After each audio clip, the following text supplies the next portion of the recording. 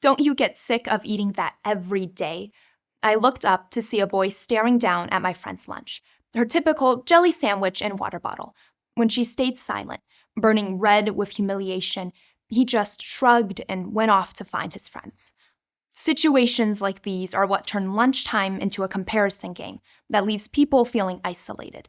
If we had the same lunch every day, we were teased for our poorness. If we had store-brand, hence cheaper, snacks, we were shunned by those with Pringles and Twinkies as they traded their goodies.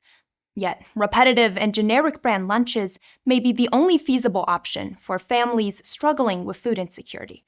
These acts of exclusion and unintentional hate not only perpetuate the stigma around food insecurity, but also dehumanize people for things outside of their control. Unfortunately, these feelings of shame bleed into adulthood. While volunteering at a local food pantry, I noticed how some of our first-time clients seemed afraid or hesitant to be there. Food insecurity shouldn't define a person, and asking for help shouldn't be embarrassing. But looking back on the lunchtime discrimination that I'd witnessed, I realized that's what we were indirectly taught as kids. Wanting to combat these misconceptions, I became an inaugural Greater Cleveland Food Bank student ambassador. As the captain of my school's ambassador team, I was charged with leading an initiative about food insecurity, so I started by organizing food drives and information booths at school events to advocate to our community. But then I saw another issue.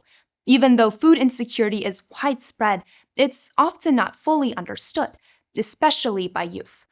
I believe this was the case with the boy. His words lacked malice, yet his ignorance caused him to be insensitive and even hurtful. Thus, we created a segment on our school's morning announcements featuring lesser-known facts about food insecurity to raise awareness and spark discussion, and I worked with principals to arrange food insecurity presentations for the district's middle schoolers. For my work, I received the Greater Cleveland Food Bank's Student Leadership Award and the Harvest for Hunger Student of the Year Award from Cuyahoga County Executive Chris Ronayne. Yet, even more rewarding were the conversations with the eager and curious students. Knowing that I had impacted a young audience made the months of designing fun trivia and rehearsing the presentations worthwhile. The team has continued to grow, and so have our goals. I've nearly doubled my school's program participation, and we're actively working to reach an even larger and younger audience. This year, it's the elementary schoolers. Children are the future, and building a compassionate society starts with them. That's what makes education and raising awareness so important. By exposing students to these issues early on, we can more effectively dismantle prejudice and promote understanding and empathy. I want them to know that it's okay if our lunches look different, but kindness and empathy should always be on the menu.